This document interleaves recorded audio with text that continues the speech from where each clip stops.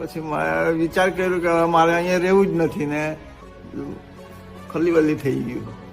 મારવામાં જ બાકી રાખ્યો. એટલે મારવા સુધી આવી ગયા હતા લોકો તમારે? હા, એકદમ આકડી ગયો મારી પાસે. બરાબર. કેમ એવું લાગે આખી જિંદગી જેના માટે આપણે મહેનત કરી હોય ને? અરે ભાઈ, મારી જે મહેનત ને મેં જે એ લોકોને એવી રીતે રાખ્યા ને, લાડવાની જેમ રાખ્યા, પણ શું કરવું હવે. તમને તે વખતે અંદાજો હતો કે આવું તમારું થવાનું? મને ખ્યાલ જ નહીં કે આવું બનશે એમ.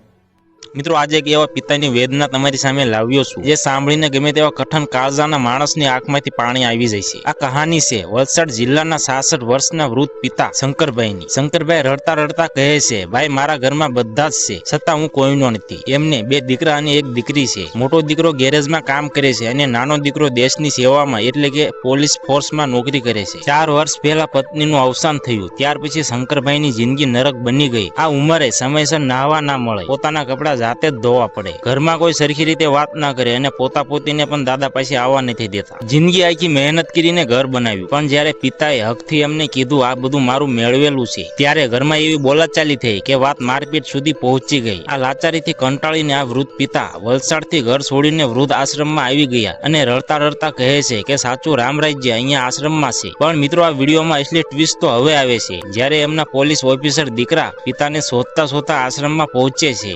શું નામ તમારું? શંકરભાઈ. શંકરભાઈ ક્યાંથી આવ્યા? કલવા આ વલસાડ છે. વલસાડ? હા. કોણ તમારા ઘરમાં કોણ કોણ છે? બધા જ છે, પણ હું કોઈનો નથી. આ નવું લાયા તમે? બરોબર છે કે બધા છે બધા છે, પણ હું કોઈનો નથી. હવે તમે કદાચ તમારી ઉંમર થઈ ગઈ એટલે કોઈના નથી, એવું છે? હા, એવું છે. હા, 2 છોકરા છે, 1 છોકરી છે. અચ્છા, 2 છોકરા છે. હા. શું કરે 2 છોકરાઓ? 2 છોકરા, એક ડ્રાઈવર છે અને એક પોલીસ ફોર્સમાં છે. અચ્છા, પોલીસમાં એક છે? હા. શું વાત કરો છો? કેટલી ઉંમર છે તમારી? 66 વર્ષ. 66 વર્ષ. હા. તો કેમ આવું, મતલબ કેમ બોલ્યું કે હું કોઈનો નથી એવું? પણ મને કોઈ સ્વીકારતું નથી, તો શું કરું? મતલબ શું, મતલબ આ સમજણ નહીં પડતી, શું આ સમાજમાં શું થઈ રહ્યું છે? જો એકવાર આ જે પોલીસ ફોર્સમાં છે ને, એ એના રીતે અલગ રહી છે. ક્યાં રહે છે? એ છે ને વલસાડની કોઈ આજુબાજુ જ રહેતો છે. બરાબર. નોકરી વલસાડમાં છે પોલીસમાં? પોલીસમાં નોકરી ત્યાં જ છે. બરાબર. અને બીજો છોકરો છે? બીજો છોકરો છે ને, એ ગેરેજમાં છે અત્યારે, ડ્રાઈવર બી છે. અચ્છા. હા, બેઉ સક્ષમ છે? સક્ષમ છે, પણ હા, પણ મને કોઈ સ્વીકારતા નથી. તમારું પોતાનું ઘર તો હશે ને? તમારું છે ને, મારું બધું જ છે. તો ક્યાં ગયું એ ઘર? છે પેલો મોટો છોકરો રહેતો છે. મોટો છોકરો રહેતો હા. છે. તમને શું કહે છે? હવે સાલું થોડુંક બોલા ચાલી થઈ ગઈ. એટલે પછી મેં વિચાર કર્યો કે મારે અહીંયા રહેવું જ નથી ને ખલીવલી થઈ ગયું. મારવામાં જ બાકી રાખ્યો. એટલે મારવા સુધી આવી ગયા હતા લોકો તમારે? હા, એકદમ આકડી ગયો મારી પાસે. બરાબર. તમારા વાઈફ તમારા ગુજરી ગયેલા 4 વર્ષ. 4 વર્ષ થયા. એમના ગયા પછી તમને તકલીફ વધારે આવી? હા, ત્યાર પછી જ મને બહુ કારણ કે એ હોય ત્યાં સુધી તમારું ધ્યાન બધું રાખ્યું હતું. બધું પછી એમના ગયા પછી તમે એકલા પડ્યા એટલે તમારું ધ્યાન રાખવા વાળું કોઈ પૂછવાવાળું રહ્યું નહીં કે જમી લો કે ખાઈ લો કે નહીં લો? કોઈ કચ્છું પૂછતું ન. હું 5 દિવસે અઠવાડિયે તો નાહું છું. અઠવાડિયે ના થતા? હા, કપડાં તો મારી જાતે જ ધોવાના. છોકરાઓની બહુને છે, બધું જ છે. તો કોઈ અડતું જ નહીં? કોઈ નહીં. બોલ આલું છોકરું બી મારી સામે નહીં આવે. છોકરું બી નહીં આવે? એમના છોકરાને બી ના આવે છે? હા, નહીં આવવા દે. નહીં જવાનું એમને જોડે, દાદા જોડે. કેવું એવું લાગે આખી જિંદગી જેના માટે આપણે મહેનત કરી હોય ને? અરે ભાઈ, મારી જે મહેનત ને મેં જે એ લોકોને એવી રીતે રાખ્યા ને, લાડવાની જેમ રાખ્યા, પણ શું કરવું હવે. તમને તે વખતે અંદાજો હતો કે આવું તમારું થવાનું? મને ખ્યાલ જ નહીં કે આવું બનશે એમ. બની ગયું હવે. કઈ વાત જીવનની અંદર છે ને, ઘણું બધું આપણા ફરજ સમજીને આપણે કર્યું. કદાચ જરૂર ના હોય તો કોઈ ચિંતા કરવાની. મારી વાત સાંભળો તમે. આપણે જ ખોટા છે, દુનિયામાં આવેલા છે, આપણે જ ખોટા છે ભાઈ. કોઈનો દોષ નથી કાઢવાનો. સાચી વાત છે. આપણા કઈક કર્મ હશે તો આપણી કઈક ભૂલ થઈ છે. ભૂલ થઈ છે. હા, જીવનમાં કઈક ભૂલ થયેલી લાગે છે. તો બી ગમે તેવી ભૂલ થાય, પણ આ છોકરાઓએ વિચારવા જેવું છે કે ભાઈ બાપ કદાચ ભૂલ કરી. મેં એ બી કીધું, બધું જ સમજાયું કે જો ભાઈ મેં બગડી ગયો છું, બગડી ગયો, સુધારવાનું તમારા હાથમાં છે. બરાબર છે, 100%. હા, સાચી વાત છે. ને બધું મેળવેલું મારું જ છે. એટલે એ મારા મેળવેલા પર જ એ લોકો હક જમાવી ગયા. ને મેં કીધું ભાઈ, આ એક વાર મારથી આટલું બોલાઈ ગયું કે મારાથી આ બધું મેળવેલું મારું જ છે આટલું. એટલે મને એમ કહે કે તું આવું કેમ બોલે? ખાલી આજ તમારી ભૂલ? આજ મારી ભૂલ. તેમાં ખોટું બી શું છે? તમારું છે. તમે આખી જિંદગી મહેનત કરીને ભેગું કર્યું એમના માટે. બધું એના માટે, એ લોકોના માટે જ ભેગું કર્યું. મકાન બી બનાવેલું છે. મેં મારા પૈસા કઈ જ નહીં રહ્યું મારી પાસે. ખાલી થઈ ગયો. અત્યારે કશું નહીં? કશું જ નહીં મળે. તો આ કેમને, આ એડ્રેસ કેમનું મળ્યું તમને? મારું આ પેલું મારો ફોન છે તમારું તમારી સંસ્થાનું નામ તો ભારે ઘડી આવે છે એ મને ઈચ્છા થઈ ગઈ કે બસ મારે જવું જ જોઈએ એમ અહીંયા જ રહો છો? ચાલી જ મૂક્યું મેં વાહ. વલસાડમાં કઈ જગ્યાએ રહો છો રહેતા હતા તમે? વલસાડથી તો હું ગામડે રહું કયું છું ગામ? 16 કિલોમીટર તાલુકો તાલુકો તાલુકો વલસાડ ને વલસાડ. જિલ્લો બી વલસાડ પણ હું રહું છું વલસાડ સિટીથી 15-16 કિલોમીટર બહાર રહું છું બરાબર વલસાડ.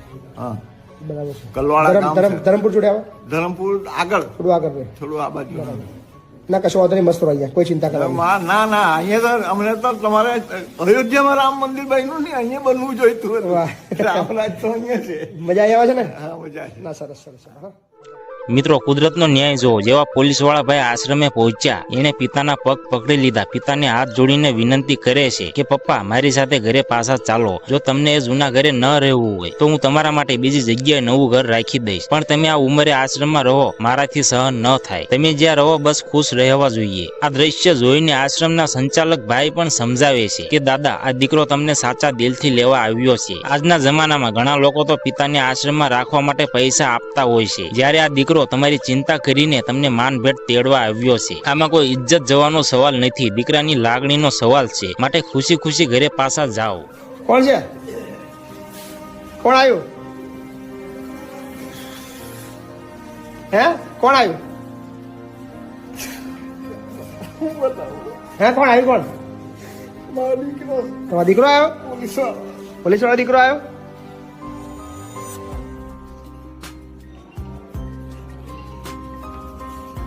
ચાલ બસ વગર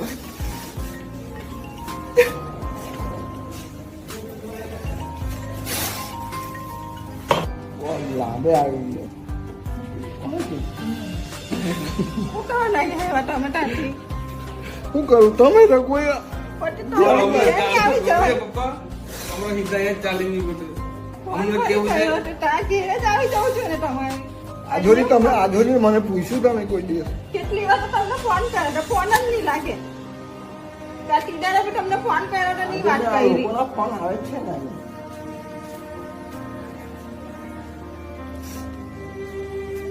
બિલ ભરવાનું હતું બિલ ભરી દીધું, રિચાર્જ કરાવી દીધું. આ વિચાર કર્યો એ મને બહુ મોટી રાહત થઈ હજુ ચાલતું છે તારી ત્યાં એને જ કરાવી આપ્યું રિચાર્જ, કે મને કીધું કે ફોન નથી લાગતો એટલે રિચાર્જ પતી ગયો હોય. ચલો તો આવવાનું ને હું કમાવાનું અમારી ઘેરે મારી ઘેરે આવવાનું કઈ ત્યાં બદલી કાઢું કા? ચાલો તો ત્યાંથી કે પેલું ઘેર બદલી કાઢું, બીજી જગ્યાએ લઈ લઈએ. લે ત્યાં તમને નહીં ગમે તો બીજી જગ્યાએ જઈએ. બોલો શું કરવું છે? બાપુ હવે તમે કે હા તમારા પર મેં આયા ને પહેલા જ કીધું, હું કહું જો એ કહેશે કે આવું છે તો તમને લઈ જવા હતા ને, એ ના પાડશે તો હું નહીં મોકલું, મેં પહેલા જ કીધું. મેં શું કીધું તમને? હા એ બી કહેશે કે જો તમે ખુશ રહેવા માંગતા હોય તો એ તમને મહિનાની અંદર 4 વાર મળવા આવવા તૈયાર છે. તમને અહીંયા ગમતું હોય એમનું કહેવાનું હેતુ એવું છે કે મારા પપ્પા જ્યાં બી રહે ખુશ રહે, મારા સાથે રહેતો બી ખુશ રહે, અહીં રહેતો બી ખુશ રહે, એમનો કહેવાનો હેતુ એ છે. એ તમને લેવા જ આવ્યા છે, પણ એ લેતા પહેલા બી એ તમને પૂછે કે તમારે ક્યાં રહેવું છે, તમને જે સારું લાગે એ કરવા તૈયાર છે છોકરો તમારો. હવે આ લોકોની તો ઇજ્જત જાય એટલે એ લોકોને તો લેવું જ પડે ઇજ્જત એવું ના હોય કશું, ઇજ્જતનો સવાલ નહીં. આ તો તમે ખુશ રહો એ જરૂરી છે એમના માટે, તમે ખુશ રહો એ જરૂરી. હા અને તમે કોઈ ખોટી જગ્યાએ થોડા છો. પારકા થોડી છે હા અને બીજી કઈ ખોટી જગ્યાએ નહીં તમે કે તમે કોઈ તમારા દુઃખમાં હોય કે ઇજ્જત જવાની છે. આનાથી વધારે આ તો ઉપરથી લોકો 25,000 રૂપિયા મહિને આપવાના કે છે, મારા પપ્પા રાખો તમે એક જીદ કરે છે આવવા માટે. બોલો શું કરવું છે? લે આવ્યા છે તો તો જવાનું. જવું જ પડે અલા. અરે મને પગે ના લાગે તમે. નહીં, તમે તો બહુ મહાન આ જમાનામાં છે ને કળિયુગમાં ન ભગવાન છે અમે ઈચ્છીએ છીએ કે આવી રીતે પરિવાર ભેગા થાય. આ બધાનું તમે સંચાલન કરે એટલે આ એક તો મિત્રો અંતે પિતા પોતાના દીકરાનો આવો અખૂટ પ્રેમ અને આદર જોઈને ભાવુક થઈ જાય છે અને દીકરા સાથે ઘરે પાછા જવા રાજી થાય છે. ધન્ય છે આ આશ્રમના સંચાલક લોકોની અને ધન્ય છે એ પોલીસ ઓફિસર દીકરાની, જેના સાચા પ્રેમે એક પિતાના આંસુ લૂછીને તૂટેલા પરિવારને ફરીથી એક કરી દીધા. આ વિડીયો આજના યુવાનો માટે બહુ મોટો પાઠ છે. મા બાપ આખી જિંદગી લોહીનું પાણી કરીને આપણને મોટા કર્યા હોય, એમણે તો બસ સંતાનનો થોડોક સમય અને મીઠો આવકાર જોઈએ છે. પૈસા તો આખી જિંદગી કમાઈ શકશો, પણ મા બાપ ચાલ્યા ગયા પછી ક્યારે ક્યારે પાછા નહીં મળે। તમારા મતે આ પોલીસ ઓફિસર દીકરાની આ ઉમદા કામગીરી વિશે તમારું શું કહેવું છે? કોમેન્ટ બોક્સમાં આ દીકરા માટે 2 શબ્દ જરૂર લખજો। વિડીયોને લાઈક અને વધુમાં વધુ શેર કરજો, જેથી સમાજમાં કોઈ પિતાએ ક્યારેય વૃદ્ધ આશ્રમના પગથિયા ન ચડવા પડે।